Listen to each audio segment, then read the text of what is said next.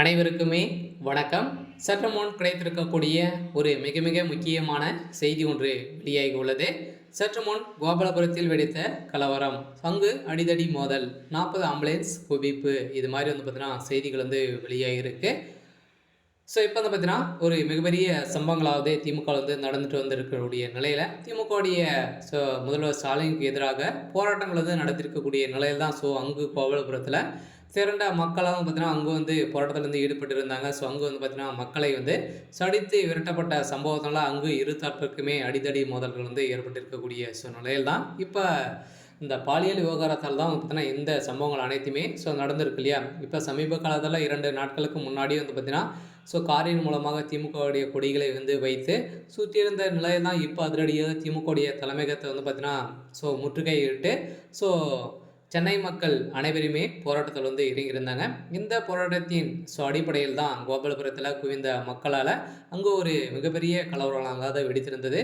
அங்கே பார்த்தீங்கன்னா அடிதடி மோதல் ஏற்பட்ட நிலையில் அங்கு 40 ஆம்புலன்ஸுகள் குவிக்கப்பட்ட சம்பவம் போலீஸுக்கும் மக்களுக்கும் இடையே அடிதடி மோதல் ஏற்பட்டிருந்த நிலையில் தான் இப்போ அதிரடியாக அங்கு நிறைய மக்கள் தலையில் பார்த்தீங்கன்னா மண்டைகள் ஒடுக்கப்பட்ட சம்பவத்தினால இப்போ மருத்துவமனையில் சிகிச்சை பெற்று வருவதாக செய்தி வெளியாக இருக்குது. ஸோ இதை பற்றி இந்த வீடியோவில் பார்க்கலாம். அதுக்கு முன்னாடி நம்ம சேனலுக்கு இப்போ தான் நீங்கள் முதல் முறையாக வந்திருக்கீங்க அப்படின்னா மறக்காமல் நம்மளுடைய சேனலை சப்ஸ்கிரைப் பண்ணி சப்போர்ட் பண்ணுங்கள்.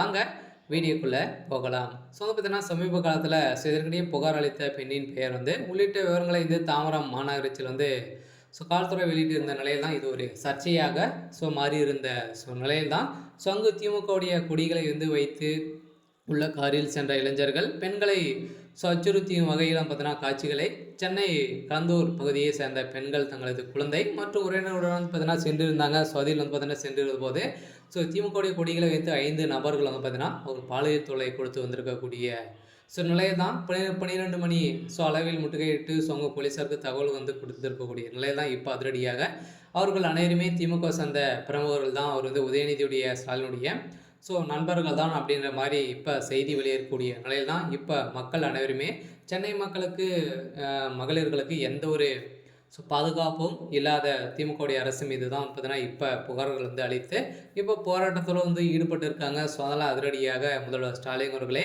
கைது செய்யறதுக்கான ஏற்பாடுகள் தான் இப்போ நடந்திருக்கு. இருந்தாலும் அங்கு வெடித்த கலவரத்தால் இப்போ பார்த்தீங்கன்னா அடித்தடி முதல் ஏற்பட்டு அங்கு 40 ஆம்புலன்ஸ் மூலமாக மண்டை உடைக்கப்பட்ட சம்பவத்தால் பார்த்தீங்கன்னா அங்கு கலவரம் மேலே கலவரம் வெடித்திருக்கு. அதனால் திமுகவில் ஒரு மிகப்பெரிய கேள்விக்குறியாக தான் இருந்திருக்கு. இருந்தாலும் நீதிமன்றம் என்ன தீர்ப்பு வழங்க போகிறாங்க அப்படின்றது தான் பெரிய கேள்வியாகவே இருக்குது. இருந்தாலும் என்ன நடக்குது அப்படின்றத வெயிட் பண்ணி பார்க்கலாம். இது மாதிரி செய்திகளை தெரிஞ்சுக்கணும் அப்படின்னா மறக்காமல் நம்மளுடைய சேனலை சப்ஸ்கிரைப் பண்ணி சப்போர்ட் பண்ணுங்கள். தேங்க்யூ.